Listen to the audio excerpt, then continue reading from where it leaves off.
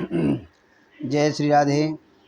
सभी मित्रों के लिए, सभी सनातन प्रेमियों के लिए, सभी भगवत प्रेमियों के लिए राधे राधे। एक बहुत ही सुंदर विषय में छोटी सी चर्चा आप तक भेज रहे। एक ज्योतिष इष्ट कृपा और लग्न को लेकर के चलती है। और लग्नों, अब ज्योतिष जब शुरुआत होती है तो लग्न के हिसाब से लग्न का स्वरूप क्या है, लग्न कौन कौन सी होती हैं, उनका स्वभाव क्या है और फल क्या है, इस विषय में एक थोड़ी सी जानकारी दे रहे हैं।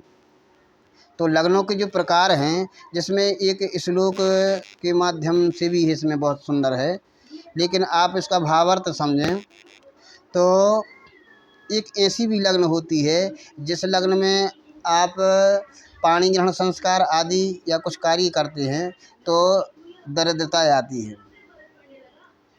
तो जिसमें विवाह समय में बधिर लग्न होती है, तो बधिर लग्न विवाह समय यदि उस लग्न में बधिर लग्न में यदि अपन विवाह करते हैं तो दरिद्रता का आगमन होता है।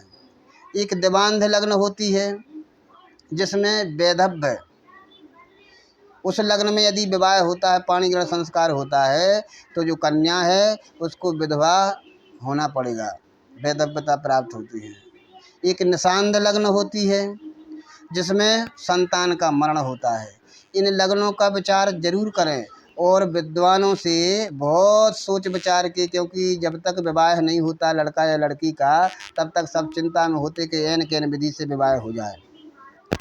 और इस जिसमें विवाह के समय ज़्यादा सोचा विचारी कर नहीं पाते हैं कि चलो गुण कम मिल जाए फिर भी विवाह हो जाए, ज़्यादा मिल जाए तो और अच्छा। लग्न क्या है, दिन की है कि रात की है, कैसी है। अच्छा, आज के समय में ये मीडिया वाला समय है, इसमें विवाह में जितनी भी वहाँ क्रियाएं हैं, जितनी भी पद्धतियाँ पूजा की हैं, उस पर आज के समय में लोग ध्यान नहीं देते, केवल कैमरा और फोटो में पूरी रात फंसे रहते हैं, जिससे जो शुभ लग्न है वो निकल जाती है।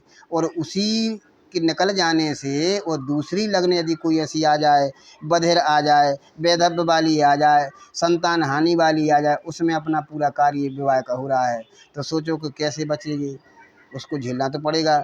इसलिए इसका विचार जरूर करें।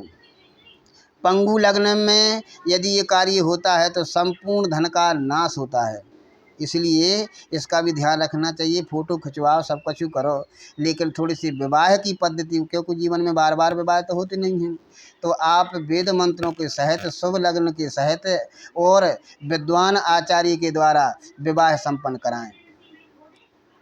परंतु ये लग्न अपने अपने स्वामी, यदि ये लग्न अपने अपने स्वामी और गुरु से दृष्ट मन देखी गई हों तो उक्त दोष में फिर दोष नहीं लगता है।